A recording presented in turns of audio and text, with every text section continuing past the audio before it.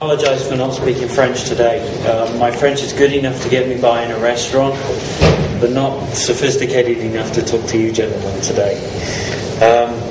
I'm Scott Murnan, the European director for Teradici, and you may be wondering, who is this guy? Why is he here?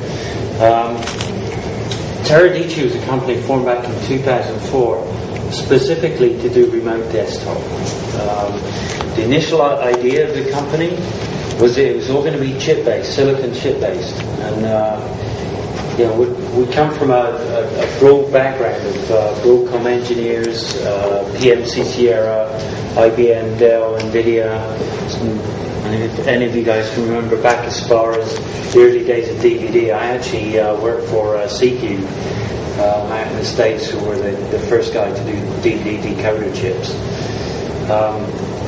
So the original idea was, okay, you put a PCI Express board in a host PC, in a workstation, and you can then put that thing wherever you like in the building. And then you just have what we call them zero clients on the user's desk, and that's what they use to access their system. But the idea is not some horrible text-based thing. It's actually your full desktop. If you're a designer, if you're designing with Maya, CATIA, UniPro, SolidWorks, anything like that, you get the same experience as if the workstation is on your desk. So that's what the company DNA is really. That's what we were formed to do. So then the ideas evolved, and the reason I'm here talking to you today is that VMware came to us and said, hey, you know what, this PC over IP thing you've done for workstation, it looks pretty good, and we're kind of using this RDP thing, and it's kind of not really very good. Do you think that we could use the protocol within Vue in order to give people a great desktop experience with the virtualized back end? And so the two companies have worked together for the best part of a year now in order so that the VMs on the back end generate PC over IP streams natively. And we've also done work together on a software client. So rather than having one of these hardware portals, you can actually just run the software on a laptop, a repurposed PC. You can get 3, 4, 5 years more use out of an old PC if you like, or you can still run the zero clients if you want to. And many customers in the military, finance, healthcare arenas really don't want to run thin clients that have an OS on them. They don't want a guy to have to go to the desk to manage the client side device. They don't want to have to upgrade the OS. They don't want to have to do patches. They don't want to have to do virus scans and all those good things, which the zero clients enable us to do. So the idea is that we can use PC over IP. I always think of this as an onion. In the middle of the onion, you've got kind of the rock star guys, the guys who are designing with Maya, the trading floor guys.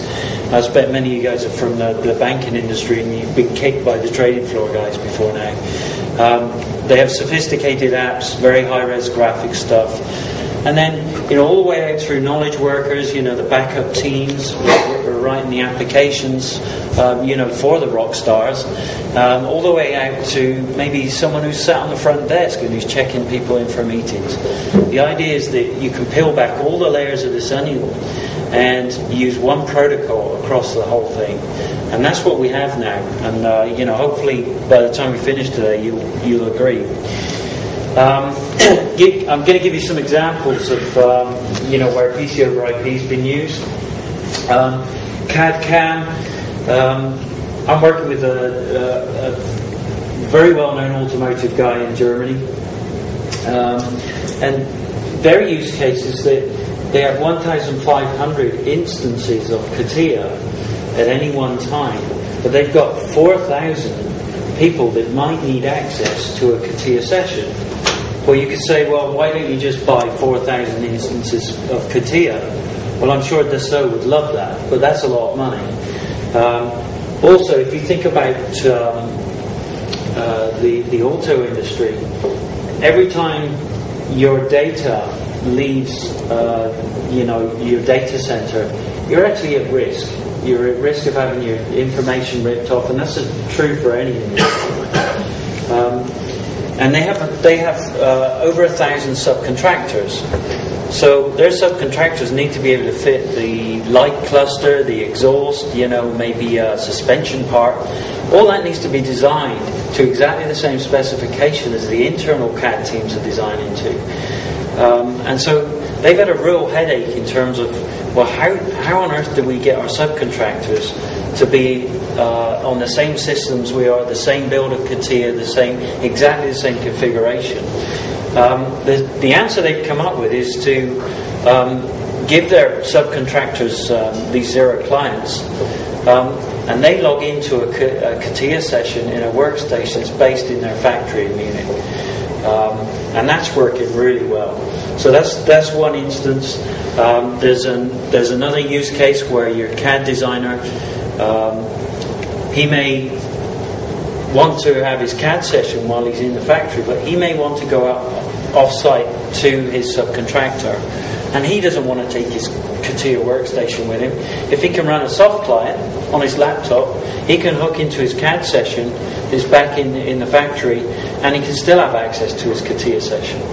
And we've just been running a wide area network test. The manufacturing guys out in North America needed access to the very latest CATIA drawings, and so we ran a zero client in North Carolina, and we were hooking into a CATIA session in a workstation in Germany, and that was over a 5 megabit link with 140 milliseconds of delay. So this is a very sophisticated protocol. The bandwidth can be tailored to suit the use case or the availability of bandwidth, and it can withstand great amounts of latency. So that's kind of a really nice sort of rounded use case there. Healthcare is another one. We're working with a cancer hospital in North America. What they want to do is have nursing stations all around the hospitals. So the nurse comes in, she can swipe her card, she gets her session, and she's able to administer drugs and write up patient notes. But then the doctor comes in, logs on, he wants to look at a sophisticated MRI scan or a CAT scan, and all that can be done on the same terminal. And so you dot these terminals around, but no data ever actually leaves the data center. It's very cool. Trading floors, I think we now have 50 trials for trading floors worldwide. Again, you guys are from the banking industry, I would imagine some of you at least are, and you imagine some of these guys on trading floors, they have 4 or even 6 workstations sat around them. That's like 2 kilowatts of power, 3 kilowatts of power.